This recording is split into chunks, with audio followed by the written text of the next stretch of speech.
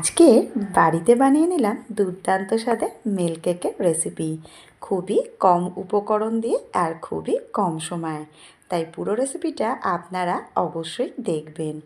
আজকের milk cake বানানোর জন্য আমি ফুল ফ্যাট দুধ নিয়েছি 1 লিটার।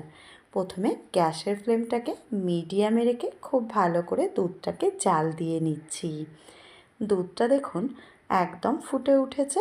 এবারে আমি এটাকে কাটানোর জন্য দিয়ে দিলাম পাতিলেবুর রস।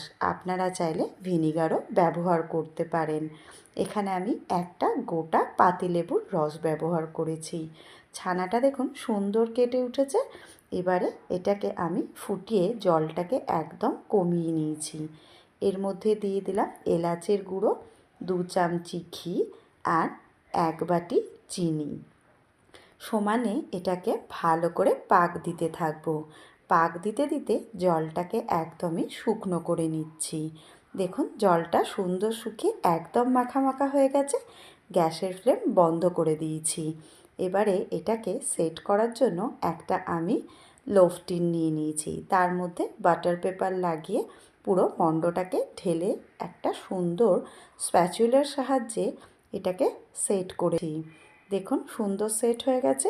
এবারে এটাকে একটা টাওয়ালের মধ্যে খুব ভালো করে মুড়ে 1 থেকে 2 ঘন্টা ঠান্ডা হতে দেবো। দেখুন 2 ঘন্টা বাদে টাওয়াল থেকে বার করে নিয়েছি। সুন্দর কিন্তু সেট হয়ে গেছে। বাটার পেপারটাকে খুলে দিলাম। এবারে এটাকে আমি লম্বালম্বি শেপ করে কেটে নিচ্ছি। দেখেই বুঝতে পারছেন কি দুর্দান্ত সেট হয়েছে না? আপনারা আপনাদের পছন্দ মতন শেপ দিয়ে নেবেন। ওপর থেকে একটু আমন্ড বাদাম কুচি আমি ছড়িয়ে দিয়েছি। দেখুন ভেঙে দেখাচ্ছি কি দুর্দান্ত হয়েছে না? একদম সফট, মুখে দিলেই কিন্তু গলে যাবে। তাই বাড়িতে আপনারা অবশ্যই ট্রাই করবেন। কমেন্টে আমাকে জানাবেন কেমন হয়েছে। ধন্যবাদ।